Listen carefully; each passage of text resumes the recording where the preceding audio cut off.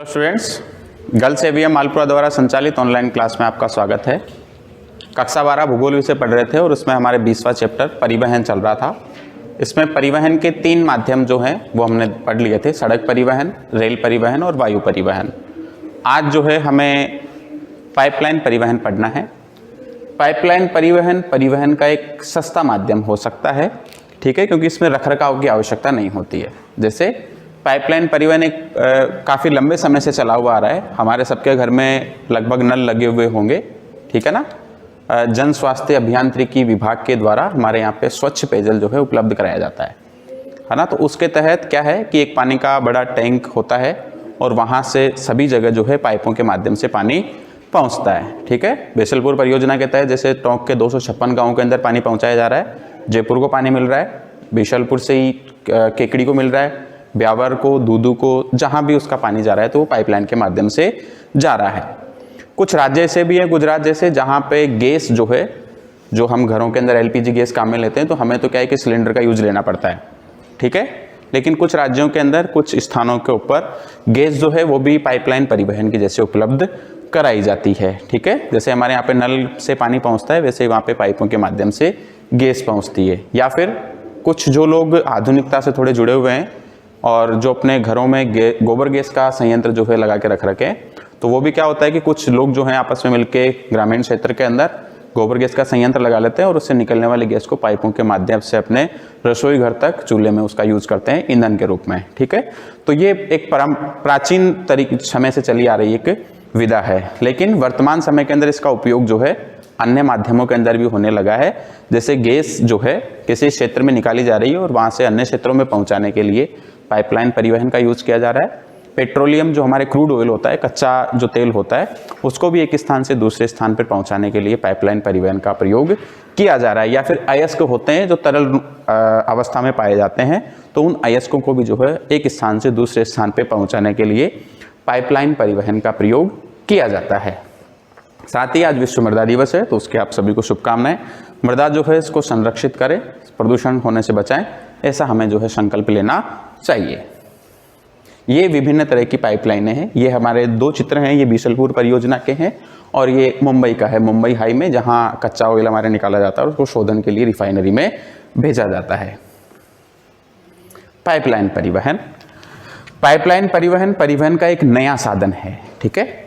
जल आपूर्ति के लिए पाइपलाइन का उपयोग लंबे समय से हो रहा है। जैसा अभी हमने जाना कि जल और गैस के लिए तो लंबे समय से हो रहा है।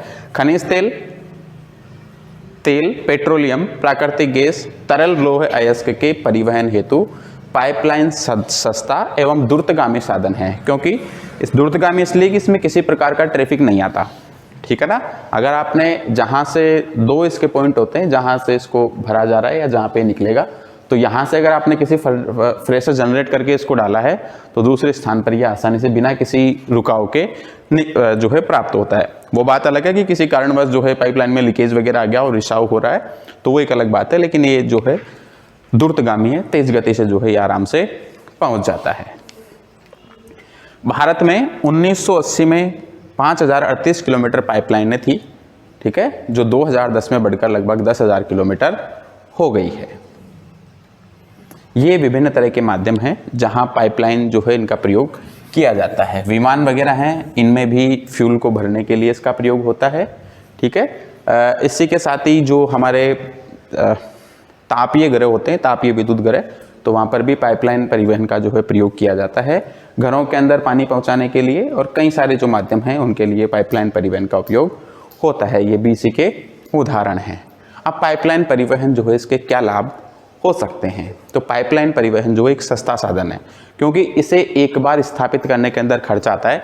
इसके बाद के अंदर इसमें किसी प्रकार के रखरखाव का या कोई विशेष खर्च नहीं है, परिवहन का भी कोई खर्च नहीं होता है। बड़े मोटर वगैरह जो होते हैं उससे इसमें फ्रेशर जो है जनरेट किया जाता है और एक स्थान से दूसरे स्थान पर यह आसानी से पहुंच जाता है। सुगम परिवहन है, बिना किसी रुकाव के सीधा पहुंचता है। ट्रैफिक की इसमें किसी प्रकार की कोई समस्या होती नहीं है। पाइपलाइन जो है उबड़ खाबड़ क्षेत्रों में भी लगाई जा सकती है, जैसा अभी हमने थोड़े समय पहले चित्र में देखा था। किसी भी प्रकार का धरातल हो, बड़े से, जैसे हम कई जगह जाते हैं तो जो हमारे धार्मिक स्थल हैं कहीं बड़े बड़े पर्वतों के ऊपर, ऊंचाई पे ऊपर स्थित होते हैं, लेकिन वहाँ पर भी पाइपलाइन के माध्यम से जो है संसाधन वहाँ पे पहुँचाए जाते हैं। ठीक है, हमारे धरातल जो है वो भी सभी जगह समान नहीं है, लेकिन पानी जो हमारे यहाँ तक पहुँचता है वो भी कई जगह से ऊबड़ खाबड़ क्षेत्रों के अंदर से होते हुए आराम से पहुँच जाता है। ऊर्जा की इसमें बचत होती है क्योंकि एक ही बार इसमें प्रेशर जनरेट करना पड़ता है। उसको ऐसा नहीं है कि एक स्थान से शुरू हो गया तो लास्ट तक उसे पहुंचाने के लिए किसी प्रकार की ऊर्जा की आवश्यकता है। जैसे बिशलपुर से हमारे यहाँ तक पानी आता है तो पंप हाउस जो है वो बिशलपुर में बना हुआ है, और वहाँ से हमारे यहाँ तक या जयपुर तक 150-200 किलोमीटर तक भी जो है बिना किसी परिवहन के साधन के वो ऊर्जा के साधन के पहुँच जाता है आराम से। सुनिश्चित आपूर्ति है। ठीक है, अच्छा इससे पहले समुद्री जल में भी पाइपलाइनें जो है बिछाई जा सकती है। ठीक है, इराक से जो हमारे यहाँ पे पेट्रोल आता है तो वो समुद्री मार्ग से होते हुए आ रहा है, और समुद्री मार्गों के अंदर भी जो है पाइपलाइन बिछाई जा सकती है। मुंबई हाई जो है, जो भारत का सबसे बड़ा तेल उत्पादक क्षेत्र है, वहाँ महाराष्ट्र में है वो, तो वहाँ से 14 किलोमीटर दूर है वो। हमारा जो तटीय क्षेत्र है उससे लगभग 14 किलोमीटर दूर है, और वहाँ से जो कच्चा माल जो हम निकाल रहे हैं, कच्चा तेल जो निकाल रहे हैं, वो पाइपलाइन परिवहन के माध्यम से महासागर से होता हुआ ही पृथ्वी तक या हमारे जो स्थल मंडल है, धरातल जो है वहाँ तक पहुँचता है। सुनिश्चित आपूर्ति है कि जितना इसके अंदर डाला जाएगा वो अगर रिसाव नहीं हुआ तो जिस स्थान पर तक जाना है वहाँ पे उसकी आपूर्ति जो है निश्चित होगी। किसी प्रकार का उसके अंदर जो है भार में किसी प्रकार की कमी नहीं आती है। समय की भी बचत होती है, और प्रदूषण तो बिल्कुल कम होता ही है, न के बराबर होता है। एक बार जब उसको स्टेबल किया तो उस समय ज़रूर उसमें प्रदूषण जो है होता है, उसके बाद में किसी प्रकार का प्रदूषण होता नहीं है, क्योंकि ऊर्जा जो है उसके अंदर कम लगती है, इसीलिए उसमें जो प्रदूषण है वो कम होता है। अब पाइपलाइन परिवहन की कुछ कमियां हैं कि क्या जो है इसके अंदर सीमाएं इसकी क्या हो सकती है, शायद आपके नोटबुक में नहीं है, लेकिन फिर भी क्या चीज़ अच्छी है उसको जानने के लिए उसमें क्या बुराइयां हैं उसका भी पता होना चाहिए। विकासशील देशों में पाइपलाइन नेटवर्क का निर्माण करना प्रतिबंधात्मक रूप से खर्चीला सिद्ध होता है। विकासशील जो देश है वहाँ पे क्या है कि जैसे ज़मीन का खुदाई होनी है या उससे कई प्रकार की जो है बाधाएं आती है, तो ये खर्चीला सिद्ध हो सकता है, क्योंकि इसको अगर हम ओपन में रखेंगे तो टूटने फूटने का डर रहता है। ज़मीन के अंदर गाड़ते हैं तो उसमें खुदाई वगैरह करने के लिए कई सारे रोड वगैरह को भी तोड़ना पड़ता है, तो इसमें खर्च जो है ज़्यादा आता है, इसलिए प्रतिबंध किया हुआ है कई देशों के अंदर। पाइपलाइनों को एक बार बिछाने के बाद उसकी क्षमता में वृद्धि नहीं की जा सकती। अगर हमने एक बार जैसे मान लीजिए कि 1 TM जल जो है वो प्रभावित होता है डेली का जयपुर के लिए बिशलपुर से, अब उसकी क्षमता को बढ़ाना है या उसकी मांग ज़्यादा होती है तो हम उसको वापस नई पाइपलाइन बिछानी पड़ेगी। ऐसा नहीं है कि उसमें जो है शोधन किया जा सके। सड़क परिवहन के माध्यम से तो ऐसा है कि अगर हम 10 ट्रक में लाद के माल लेके जा रहे हैं तो अगर क्षमता बढ़ानी है तो 10 की जगह 12 हो सकते हैं। रेल परिवहन के अंदर भी ऐसा हो सकता है, वायु परिवहन में हो सकता है, लेकिन इसके अंदर क्या है कि हमें नई जो है एक लाइन की स्थापना करनी पड़ेगी, उसके अंदर जो है क्षमता उसकी नहीं बढ़ाई जा सकती। पाइपलाइनों को प्राय सुरक्षा संबंधी खतरों का सामना करना पड़ता है, क्योंकि एक व्यक्ति जो है या कोई जो संस्था है जो इसका मैनेज कर रही है तो वो उसका पूरा ध्यान नहीं रख पाती है। बीच के अंदर अभी थोड़े समय पहले एक जो पेट्रोल की पाइपलाइन जो है गुजरात से होके हमारे जयपुर और उत्तर प्रदेश में मथुरा तक पहुंची हुई है, तो उसमें बीच के अंदर उसमें छेद करके और उससे जो है वॉल सिस्टम लगा के और वहाँ से उसमें से कच्चा तेल जो है वो निकाला जा रहा था। तो ऐसा जो समस्याएं हैं खतरों से संबंधित रहती है ये सुरक्षा के इसके अंदर। और लीकेज की स्थिति में पाइपलाइनों की मरम्मत कर पाना काफ़ी कठिन होता है। लीकेज का पता लगाने में काफ़ी मुश्किलें सामने आती है। अगर उसमें कई प्रकार का लीकेज हो रहा है किसी प्रकार से, जैसे पाइपलाइन जो है पुरानी हो गई, गल गई है किसी प्रकार से, तो उस लीकेज का पता लगाना बहुत मुश्किल होता है कि किस स्थान से निकल रहा है, क्योंकि वो धरातल के अंदर दबी हुई होती है ना, तो उसका जो है पूरा ध्यान रखना मुश्किल होता है। तो ये इसकी कुछ कमियां हैं, लेकिन कमियों से ज़्यादा जो है इसकी लाभ या उपयोगिता ज़्यादा है। इसके बाद आता है भारतीय गैस प्राधिकरण लिमिटेड, जो पाइपलाइन परिवहन का एक प्रकार से नियंत्रण वगैरह भी करता है और गैस जो है इसको एक स्थान से दूसरे स्थान पर पहुंचाने का कार्य करता है। इसके लिए इसकी जो स्थापना है वो 1984 के अंदर की गई थी। कार्य जो है इसके 1440 किलोमीटर लंबी पाइपलाइन जो है इसका संचालन करना है। भारत में लगभग 1440 किलोमीटर लंबी पाइपलाइन है, इनका संचालन, इनका रखरखाव वगैरह सारी काम करने का अधिकार किसके पास है? भारतीय गैस प्राधिकरण लिमिटेड, जिसे हम गेल के नाम से भी जानते हैं। इसके बाद प्रमुख जो पाइपलाइन है, 6 पाइपलाइन है हमारे यहाँ पे प्रमुख जिनको हमें पढ़ना है, 5 पाइपलाइन है प्रमुख जिनको हमें पढ़ना है। तो इनके अंदर से सबसे पहले है नारकटिया नूनभती बरौनी पाइपलाइन। भारत में सबसे पहले पाइपलाइन जो है, भारत की सबसे पहली पाइपलाइन है ये, जो असम के तेल कुओं से नूनमती तेल शोधनशाला तक 443 किलोमीटर दूरी तय करती है। अगर आपको इसकी किलोमीटर दूरी याद नहीं होती है तो आप इसको कहाँ से लेके कहाँ तक है, अगर इसको भी आप लिख देंगे कि असम से लेके ये नुनमती तक है, तो भी आपका जो है प्रश्न में आपको सही अंक मिल जाएंगे। ठीक है, अगर ये दूरी आपको याद हो जाए तो बहुत अच्छी बात, नहीं हो तो भी ज़्यादा लोड लेने की आवश्यकता नहीं है। अगर आपको इसकी 4-5 चीज़ें छोटी छोटी अभी मैं बता दूंगा आपको, इसको एक बार पढ़ने के बाद अगर वो याद है तो आप इसमें आराम से नंबर जो है अच्छे प्राप्त कर सकते हैं। और आप अगर ज़्यादा लिखते हैं तो वो श्रेष्ठ हैं, आप उत्कृष्ट विद्यार्थी हैं। नोनमती से 224 किलोमीटर दूर बिहार से बरौनी तक पाइपलाइन को जो है बाद में बढ़ाया गया। शुरुआत के अंदर ये केवल नूनमती तक की थी, लेकिन बाद में नूनमती से लेके इसे बरौनी तक बढ़ा दिया गया। इस प्रकार इस पाइपलाइन की जो है कुल लंबाई कितनी हो गई, 1167 किलोमीटर हो गई। पहली चीज तो कहां से कहां तक है ये, नूनमती से असम से लेके नूनमती तक और बाद में बरौनी तक, और फिर इसकी कुल लंबाई कितनी हो गई 1167। दो चीजें आपको ध्यान में रखनी होगी महत्वपूर्ण इसकी। इसके बाद इसके अंदर जो है ये पाइपलाइन लगभग 80 नदियों को पार करके जाती है। याद नहीं हो तो भी कोई बात नहीं, 80 को करती है 90 को करती है, मैं क्या लेना देना ना।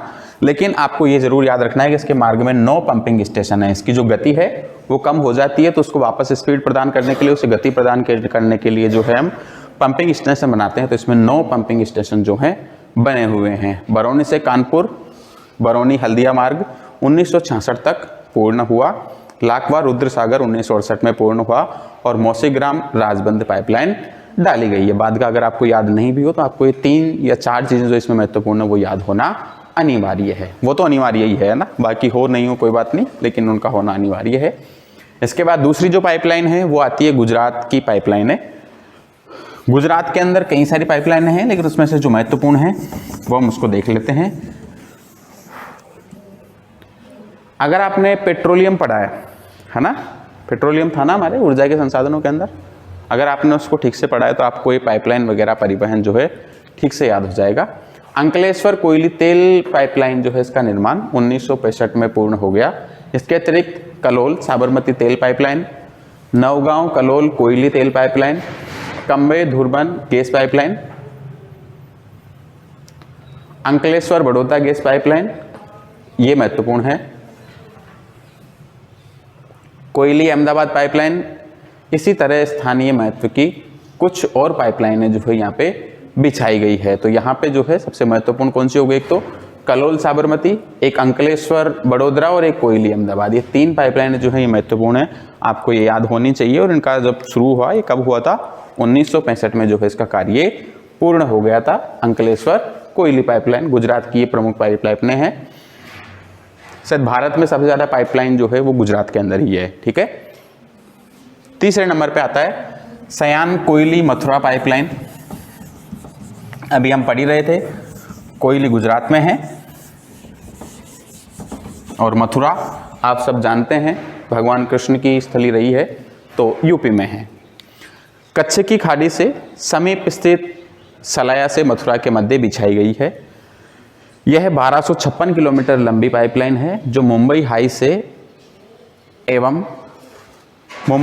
एवं प्राप्त आयातित तेल को मथुरा शोधनशाला पहुंचाती है। ठीक है, मथुरा के अंदर तेल शोधनशाला है, तो ये मुंबई हाई से जो महाराष्ट्र के अंदर है, जहां से तेल जो है कच्चा तेल जो है निकाला जाता है उसको, और आयात के द्वारा, क्योंकि यहाँ पे जो बंदरगाह बने हुए हैं अहमदाबाद में है या कांडला बंदरगाह जो है, तो इनसे प्राप्त जो हमें क्रूड ऑयल होता है उसके शोधन के लिए मथुरा के अंदर भेजने का काम करती है। साफ किया तेल जो है जालंधर तक ले जाया जाता है। जालंधर कहाँ है, पंजाब में है, तो जहाँ तक जो है इसका शोधन किया हुआ तेल जो है पहुँचाया जाता है और कोयली पाइपलाइन से जोड़ा गया है। नेक्स्ट जो आती है वो है मुंबई हाई, मुंबई अंकलेश्वर कोयली पाइपलाइन। ठीक है, तो महाराष्ट्र में मुंबई हाई से मुंबई तट तक तेल तथा गैस लाने के लिए 2 अलग अलग पाइपलाइनें बिछाई गई है, जिनमें प्रत्येक की लंबाई जो है 210 किलोमीटर है। इसके बाद आती है सबसे महत्वपूर्ण है HVJ हाजिरा विजयपुरा जगदीशपुर पाइपलाइन। यह विश्व की सबसे लंबी भूमिगत गैस पाइपलाइन है। ये बहुत महत्वपूर्ण हो जाता है इसके लिए कि विश्व की सबसे लंबी है, तो इसको आप जो है इम्पोर्टेंट लगा सकते हैं, जो 1750 किलोमीटर लंबी है। इस पाइपलाइन द्वारा उत्तर प्रदेश के 4, मध्य प्रदेश और राजस्थान के एक उर्वरक कारखानों को ओरेया जो उत्तर प्रदेश में है, अंता राजस्थान में है, कावस गुजरात में है तथा विद्युत ग्रहों से गैस पहुंचाई जाती है। ठीक है, अंता वही क्षेत्र है जहां से अभी तो खनन मंत्री प्रमोद जैन भाया और उससे पहले प्रभुलाल सैनी जो हमारे यहाँ के कृषि मंत्री रहे हैं, वो इसी विधानसभा क्षेत्र से चुनाव लड़के आते थे। ठीक है, तो ये जो उर्वरक कारखाने हैं हमारे, या जो कृषि कार्य के अंदर जो हम जितने भी खाद वगैरह, DAP, यूरिया वगैरह जो यूज लेते हैं, तो उसके अंदर काम आने वाली जो गैस है वो यहीं से इसी पाइपलाइन के द्वारा उपलब्ध कराई जाती है। ठीक है, अब ये जो अभी हमने पढ़ी VJI, ये कहाँ से कहाँ तक है, तो ये हाजीरा, विजयपुर और जगदीशपुर जो है, इस प्रकार से इस पाइपलाइन को जोड़ा गया है। और ये पाइपलाइन जो है, 1 मिनट में इसको साफ कर देता हूँ।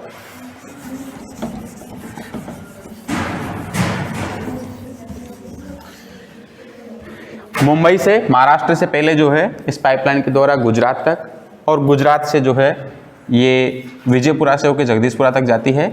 लेकिन इससे पहले राजस्थान का जो हमने देखा अभी अंता वाला क्षेत्र, वहाँ पे इस पाइपलाइन के द्वारा गैस उपलब्ध कराई जाती है। और उसी प्रकार जो है पंजाब और हरियाणा के भी जो उत्पादक राज्य हैं, वहाँ तक जो है इसके द्वारा गैस उपलब्ध कराई जाती है। किसके लिए? जो हम रासायनिक उर्वरक बनाते हैं। ये विभिन्न जो है पाइपलाइनें भारत के अंदर स्थित है। इनको आप स्क्रीनशॉट ले लें और इनको जो है आप छाप लें। ठीक है, प्रश्न जो आपके मैप के लिए महत्वपूर्ण होता है वो यहीं से पूछा जा सकता है। ठीक है, अंकलेश्वर पूछा जा सकता है, कोई नहीं पूछा जा सकता है। मुंबई हाई जो है इसकी लोकेशन कई बार भराई गई है। ठीक है, सीधा किसी पाइपलाइन का भी स्थान पूछ लिया जाता है कि कहाँ से लेके कहाँ तक है। ठीक है, तो आपको लोकेशन जो है, क्योंकि हम जो मैप, आपको ये मैप दिखाने का उद्देश्य यही कि आपका जो मैप वर्क है वो यहीं पे पूरा हो जाए आपका। और ये वही पीछे वाला ही है, लेकिन उसको थोड़ा जूम करके दिखाया गया है यहाँ पे। तो आप इनके स्क्रीनशॉट लेके थोड़ा इसको प्रिपेयर करने की कोशिश करें। बाद में हम जितने हमारे मैप आने की संभावनाएं हैं उन सब के ऊपर आपको एक क्लास रखेंगे, लेकिन उससे पहले भी आप थोड़ा जो है प्रिपेयर होते रहें। इसी के साथ जो है हमारा चैप्टर पूरा होता है। ठीक है, प्रकृति का संरक्षण अवश्य करें, है ना, बहुत महत्वपूर्ण है, वरदान है हमें इसका प्राप्त हुआ। ठीक है, बंद कर दे बेटा इसको।